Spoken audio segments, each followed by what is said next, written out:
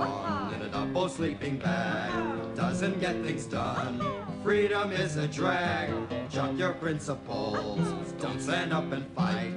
You won't get democracy if you yell all night. The 26th Amendment is important to us because it gives younger voters the opportunity and right to exercise their power. The 20th century consisted of war, traditional standards,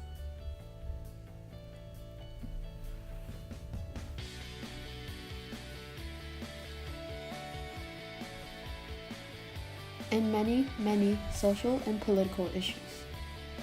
With war came the drafting of young men as young as 18.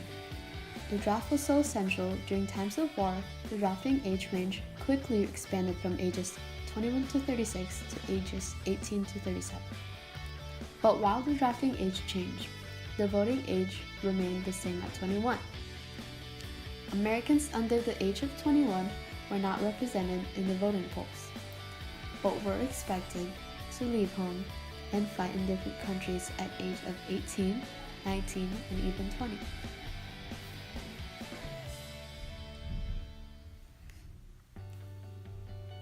Eventually, people began questioning the logic of the dilemma, promoting the old enough to fight, old enough to vote era.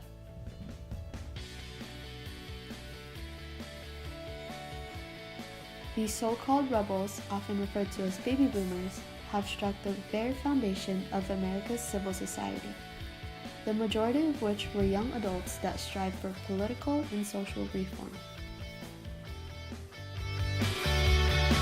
All of our young people between 18 and 21, 11 million new voters as a result of this amendment that you now will see certified by the GSA administrator. The power to vote goes hand in hand with freedom of speech.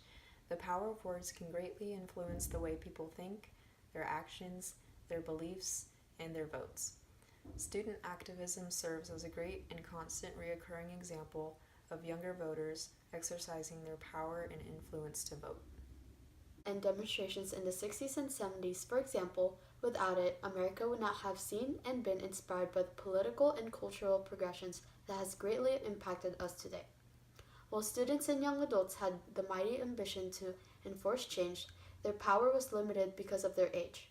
Sure, they had great progressive goals when it came to civil rights, women's liberation, gay rights, etc., but they had no access to the voting booths.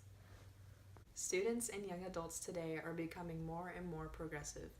They are encouraged to vote and make important decisions for our country.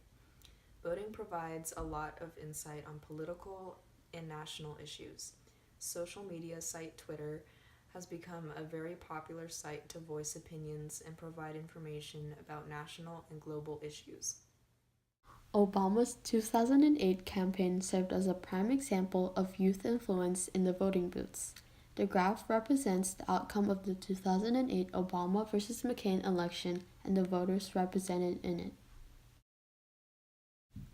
The graph states that the millennials and Generation X voters dominated the Democratic vote, where 66% of millennials voted Democrat and 32% voted Republican. A similar trend followed with the Generation X voters. 52% took sides with the Democratic Party and 46% Republican. Voters ranging from ages 18 to 30 had tremendous influence in the 2008 campaign. While many disapproved the outcome of the 2008 election, many did not agree with and even blamed the 26th Amendment. In fact, many adults and even some students and younger people opposed it during the 1960s and even today. Their claim is that the rebellious, progressive attitude from younger voters is threatening to conservative America. Aims to legalize gay marriage and equality has been promoted and expressed, especially through young Americans, many who are under the age of 18. But while many are concerned with the new propositions and attitudes from young Americans, we must remember that our country and our world is constantly changing, and our youth here today is our future for our country tomorrow.